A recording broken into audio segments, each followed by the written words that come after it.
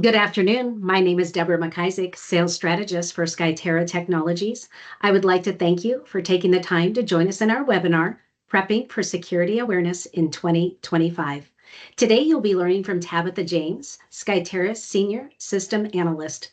Tabitha has more than 16 years experience in the tech industry, and before joining the SkyTerra team, Tabitha served as a computer technician in our military. So thank you for your service, Tabitha. Although her talents are diverse, her focus within the SkyTerra team is to assist our clients in building their security culture within their organization.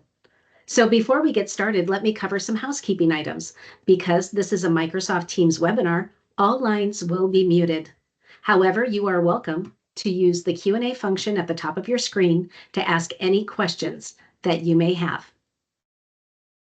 We are recording, so the recording and all resources mentioned will be made available in the near future. Thank you again for joining SkyTerra Technologies. Tabitha, the floor is yours. All right, thank you, Deborah. Hi, my name is Tabitha, and I have been with SkyTerra for 5 years. I'm grateful for the opportunity to work remotely for SkyTerra. I live in Central Texas. And one of the things about living in Texas is sometimes we have to prepare for wildfires. And along that theme, I want to talk about preparing for security awareness in 2025. Today, we'll talk about the threats that we've seen and some that we may see in the future. Earlier this year, I got to go to the KnowBeforeCon and learn some things from a world-renowned hacker, and we'll discuss what I learned there. We'll see some real-world examples of hacking attempts, and then also talk about SkyTerra's solutions, SkyTerra's plan for the security awareness. In 1997, Yahoo Mail was launched. In 2003, MySpace was launched. And then in 2006, Facebook became available for public use. Then in 2012, Outlook.com was launched. Now, with these new platforms, hackers went to find ways that they can exploit those platforms. And you can see the graph here of how that exploitation has grown. Ransomware has stayed the same for a couple of years, but it's still a big concern. The most recent things we are seeing is the business email compromise phishing, where somebody sends an email and pretends to be your coworkers or especially the CEO. And it may be simple, just a quick email, one sentence that says, hey, I'm busy. I need a favor from you. Can I get your phone number? Are you available? But yeah, it's getting through, and it's a threat. New tools with AI and spoofing tools that allow hackers to pretend to be somebody else. And then now on new platforms with Microsoft Teams and Slack, that hackers may also try to exploit. People think they're safe. Hey, it's Microsoft Teams. It's a company application. It's safe. But they can still send those messages or make those phone calls and say, hey, click this link, or hey, you know, I'm with your company, when truly they aren't. So when I was at the KnowBeforeCon, the guest speaker was Rachel Tovak, and she talked about the 3 biggest changes this year and new attack styles. We've got hackers pretending to be service providers like your internet provider, your electricity provider, or your bank. But then vice versa. They call those and they pretend to be you. How could that affect? Well, they could call your electric company and say, hey, you know, I'm Amanda. Can you turn off my electricity on the 29th? And they do it. And then they call you. The attacker calls you on the 29th and say, hey, this is the electric company. Your payment didn't go through. I need your payment. I need overdraft fee. And then we have a reconnection fee. And you pay it. But you're paying the attacker and not your electric company. So let's take a moment to look at the threats to your company. Now in this picture, if we were to zoom out, there's a lady holding a cupcake and she's saying, hey, yay, it's my birthday. Happy birthday to me. But the hackers zoom into the picture and they see what they can exploit from the picture. You've got sticky notes with projects names, possibly with passwords as well. You got a badge sitting on the desk, and then the computer is unlocked. You can see what OS it is, apps that she uses regularly, and then a chat that she may be talking to a project manager, like we'll call her Emma for this example. Now, the badge on the desk, that can be used because somebody could take that and be like, oh, that's what their badges look like, and then make a copy of it, go to like where's a restricted area and try to get in and be like, oh, my badge don't work. And somebody could be like, oh, those things, they're glitchy. I'll just let you in. You can check with IT or security later. Now you have somebody that is in a restricted area. So let's go back to the sticky note in the other portion of that. How can an attacker use that? Well, they can use that to tailor. They start with a phishing email. They say, hey, I was talking with Emma about project 5107E. Can you please give me, the meeting notes, the notes from the last meeting? And so you do it. You send them the meeting notes, and then they may strike up a conversation a little bit about the project. About 4 or 5 emails later, they may say, hey, oh, I forgot. Emma wanted me to send you this attachment. Can you download this, please? Download it. It is malware. And now malware is on your machine and possibly the network. So here are some takeaways from Rachel Toback. So be politely paranoid and verify. Use the second method to verify. Somebody calls up pretending to be your bank or your electric company, say, okay, I'm sorry, can I just have a moment and call you back, and just hang up. Call a number that you have already for them, or use the app if they have an app, because with the new tools, they can spoof. With new AI, they can pretend to sound just like somebody from your area. Train others to recognize likely attacks. Be like, hey, I'm never going to send asking you to send me money by Zelle, or I'm never going to want you to share certain things. Or, if it's somebody within your company, say, hey, watch out, those phishing emails. Don't reuse a password. If you have problems remembering password, use a password manager. They can also help you create a strength password, a pass that's strengthly to. MFA, where possible. Most places, you have to use it. Definitely use it where you can. And of course, back up your work. So let's talk about some examples of hacks. So this one right here, Google has been warning about. This example is what's also called as pretexting or doxing. It's where they send an email and then they follow up with a phone call. Sam, a Microsoft consultant, said it happened to him.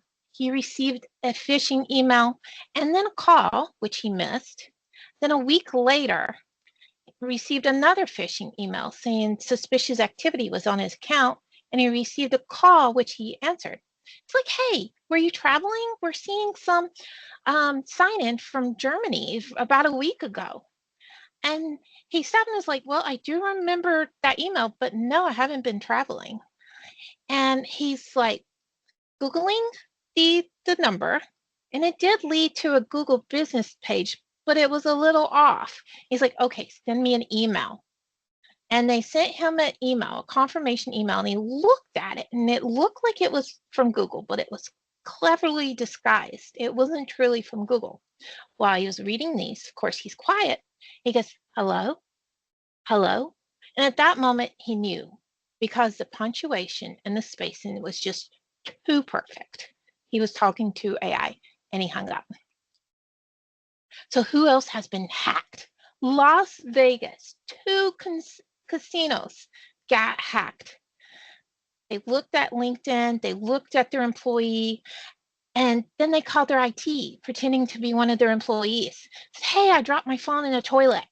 Can you reset my MFA so I can get in? And I was like, oh, you know what? I don't really remember my password. Reset that as well. And unfortunately, they did it. And the hackers got into the account and installed ransomware and stole $15 million.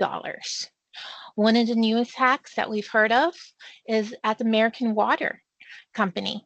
We don't have much information yet. They haven't released that much information except that they're working with a third party and they have shut down their customer service portion to protect their customers. But earlier this year, US agencies did warn that water companies could become a target of cyber attackers. Now, here is an example of an actual phishing email that we received from a client. And ultimately, the hackers were trying to get a payment from our client by making it look like the CEO had already approved the payment. Now, I understand it's a little hard to read, so we're going to enlarge it and look at it bit by bit to see what the flags were. And all of the names have been blurred to protect the innocent. Now, the first thing that I looked at when I saw this was the banner. On each external email that they receive, there's a little banner that's put up there to warn them that it's from external in case there should be spoofing. They're attempting spoofing. Now, this portion right here, I've added a line. That's where that banner should have been, but it wasn't. The other thing was the date that the CEO allegedly replied to this person, July the 4th. This company is closed on July the 4th, and I was very doubtful that the CEO had actually replied during this time. Now, looking further at the dates, I noticed that the attacker had supposedly sent the first email on May the 1st, and then the CEO responded July the 4th. Where's the rest? This was a large amount that she's requesting payment for. So is there no reminders? Why wasn't there reminders on like May or June? So that's the one thing. And the other thing about the date, May the 1st, certain platforms such as Mimecast, when doing a message trace, you can only go back the last 30 days. So we would not be able to do a message trace to confirm the information about this first email. What happened next? Like I said, the AP department received this one email and thinking that there was a conversation between, this vendor and the CEO, they started the process to process for the payment.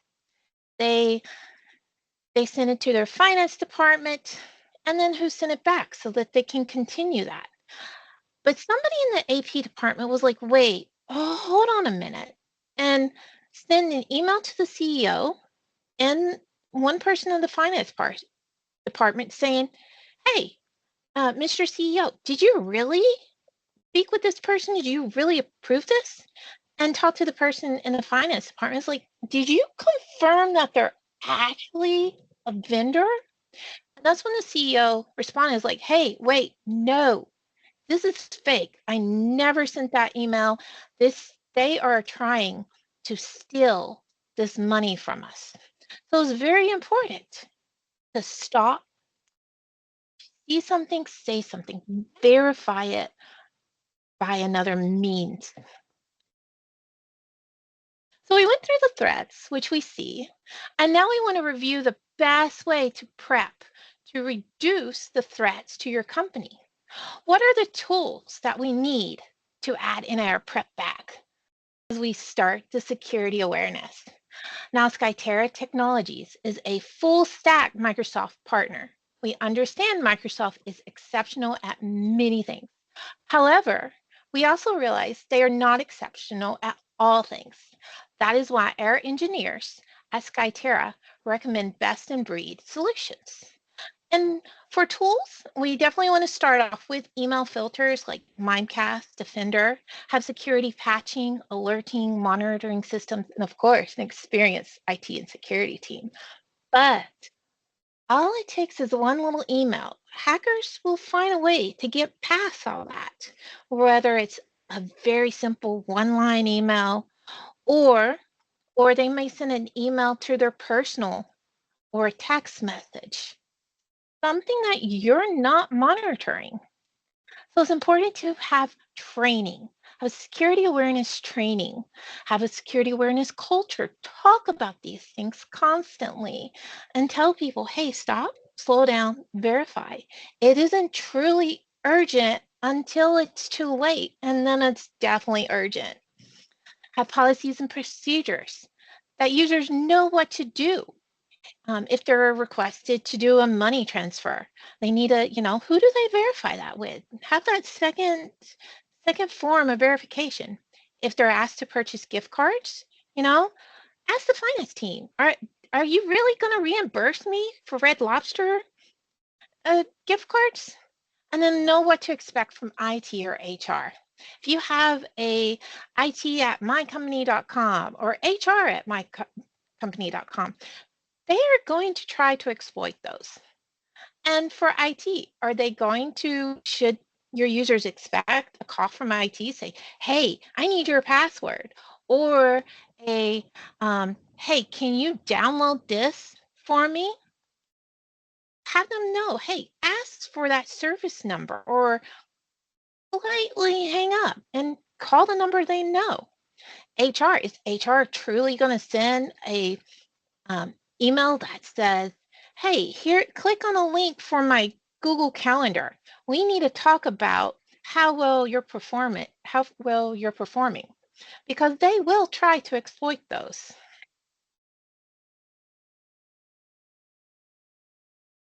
For security awareness training, we recommend KnowBe4. And let me walk you through the points why. KnowBe4 has the largest library of security awareness training content, and they localize it. If you have people in other countries, it has the multiple languages available and multiple content for, their culture or even their holidays. Has an awesome learner experience dashboard and reporting for, managers, HR, whoever needs those reports. Here's an example of the learner dashboard. It's a market differentiator for KnowBe4, and it lets users know where they're at, what they need to be doing, or even if they want to do a little more or receive messages. I'd love to show you more. Just let us know if you'd like to have a demo. Same with the managers. They get their own dashboard so that they can see their team or their teams underneath them. And if there's anybody whose training is becoming almost due or past due, there are notes to let them to give them a little bit more time. SkyTerra can work with you in tailoring the security that is needed for your company, using training, videos, phishing campaigns, and then additional options for any additional help. We have best practices on focusing on the main topics throughout the year. And we use the security awareness proficiency assessment so we can know the specific needs for your company and if there's any extra training that's needed for those topics. And of course, we're always on the lookout for new topics that have been added or that we need to pay attention to. Now, on top of that, KnowBe4, other than the security training, we can use for your company policies. You can push out your company policies to your users and track who has read it and when. And like I said, I'd be happy to explain more on those options and capabilities. Here is many of the topics. They may have even added more since I got the screenshots that is available within KnowBe4. For your HR, we have the Compliance Plus add-on that's available for, harassment, ethics, HIPAA, even workplace safety.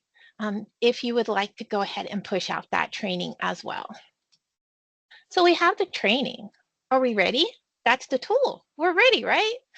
Well, when I'm getting ready for wildfires, I want to make sure I'm ready. I got to have some drills to make sure there's nothing else that I'm missing and that I truly am prepared. And that's the same with security awareness. Have phishing tests. Send those emails to your users. Make sure they know to stop and slow down and check to see if it's truly from who they think it is. And users can see in real time how well they're doing. There's reports that go to, whoever you need to have those reports on how well people did in the phishing. So we have the training, we have the phishing, but what do we do with the phishing? There's an easy button.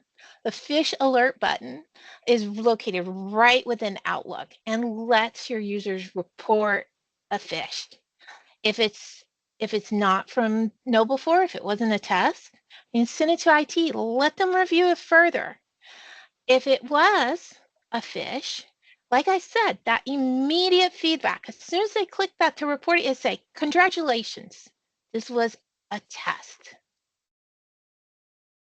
So how do we finalize? Remember positive reinforcement. Don't vilify. If somebody is fails a phishing test, don't send out an email of shame. Oh, Dave failed his phishing test. No, if he needs to let him do remedial training, get a little bit more up. You have to have that communication behind closed doors. Go for it. But always remember, person who fell behind the breach feels awful. And you want to have that dialogue early and often in that culture and reward success. They finish the training, the reporting, the phishing, reward it, maybe gamify it, have little stuff from the store, like little tumblers with your company logo or something on it. So reward those successes. Thank you for letting me explain why I love KnowBe4 so much. Let me turn it over to Deb for next steps.